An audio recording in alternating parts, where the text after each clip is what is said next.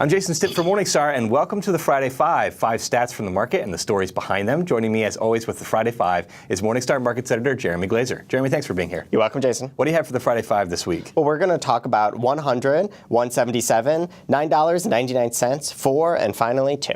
100 marks the 100th anniversary of the Federal Reserve. We heard from Bernanke this week. The Fed has obviously been very involved in the markets and the economy in recent times, and he said that that flexibility is likely to continue. Yeah, I don't think it's going away anytime soon. Bernanke looked back at a conference and in a speech this week over the last 100 years, and he remarked just how much flexibility there's been and how many changes there have been since 1913. And I think we're going to see the Fed continuing to be, somewhat flexible in the face of, these kind of unusual market conditions we have right now. After all the fears of the Fed taper, they've really been trying to soothe those over the last couple of weeks. In particular this week, when Bernanke said that, he expects that, monetary policy will remain very easy for a considerable amount of time, and that, they're not really talking about tightening, just kind of taking their foot off the accelerator a little bit. The Fed minutes from that June meeting that started to cause a lot of these worries, show that, yes, the governors are talking about, potential exit policy, but that they're very conflicted about it. It doesn't look like something that maybe is as imminent as many had thought. And I think it's a sign that the Fed is, really kind of, reading the market leaves, is reading what's happening, and they're willing to be as flexible as possible. They're not on a dogmatic policy route, and they're just going to do it because they think they have to. They're really going to look at those conditions before they make any changes. I think that's something that soothed the markets a bit this week. $177 million is the amount that Barnes & Noble lost in its Nook unit, and this is a bad story for a unit that really they were hanging a lot of hopes on. Yeah, it really is. Last month when they had their fiscal fourth quarter results and announced this big loss in the unit that is supposed to, kind of drive the future for them, it really raised a lot of questions about their future. And even more questions were raised this week when William Lynch, who has been the CEO since March 2010, stepped down. He really championed the idea of, the Nook unit really powering the business forward. And they gave it the good college try. They produced some decent hardware that was well reviewed, that consumers seemed to like. They had a store with a lot of selection. And they even brought in some big partners like Microsoft and Pearson, who made financial investments into the Nook business. They were trying to sell the Nook business at one point. I mean, they really were trying to make this work. But it's very hard to compete against the likes of Amazon and Apple when you're just so much smaller. They have the legacy brick and mortar business, that is probably in terminal decline. If you look at what happened to Borders and other, booksellers, just there are fewer people out there buying those, hard copy books right now. Whoever takes over, Barnes & Noble is still going to have their plate really full with problems to figure out, is Nook a viable business, or does it make sense as part of a larger company, and how do you, take Barnes & Noble forward? Speaking of ebooks, $9.99 is the cost for an ebook. A little while ago, that cost has gone up, and courts pointed their finger at Apple as the reason why. They did. A federal judge ruled this week that Apple had really colluded with the big book publishers in order to get prices higher after they entered the iBookstore market in 2010.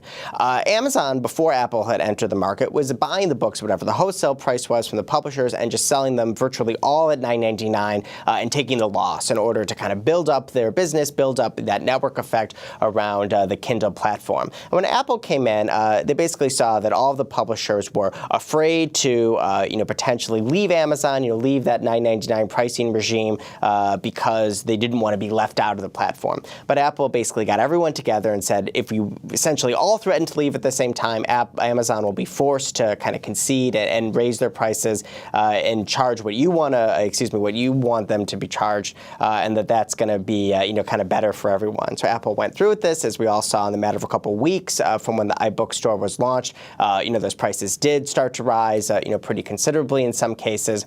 And this has raised the air of competition authorities who see that Apple, in this collusion, was acting kind of outside of the bounds of good behavior. Now, there were no monetary judgments here, but they are going to have to, really be on the lookout for when they are, making these kind of negotiations in the future, make sure they don't run into these collusion problems again as they talk about, potentially launching something like Apple TV and have to talk to those content providers, or in the music business where they're obviously a big player. They're going to need to be, extra cautious, and it just kind of limits, their potential of being able to make those deals in the future.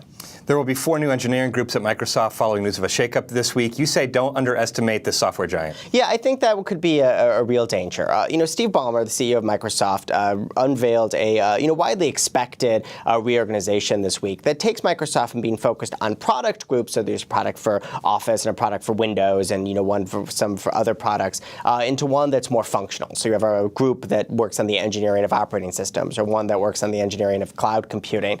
And he thinks that this will help Microsoft make it easier to kind of do business with Microsoft, make it easier for products to get to market faster, be able to have those consumer trends, or be able to be on top of those consumer trends in a more timely manner. But this is something that's not going to be easy. It's a really major shakeup, one of the largest in the history of the company. A lot of senior executives are going to be moving into new roles, and it's probably going to have some bumps around the road. It's going to take a while. It's going to be expensive. But just because that stuff happens doesn't mean you should count Microsoft out. They've shown time and time again, as our analyst Norm Young pointed out, that they're willing to spend a lot of money over a long time in order to reach their goals. They have a wide moat business around Windows, around Office. That's going to produce a lot of cash flow that kind of helps make these things happen. And I think that even if there is some kind of short-term bumpiness because of this move, it would be a real mistake to count them out over the long term.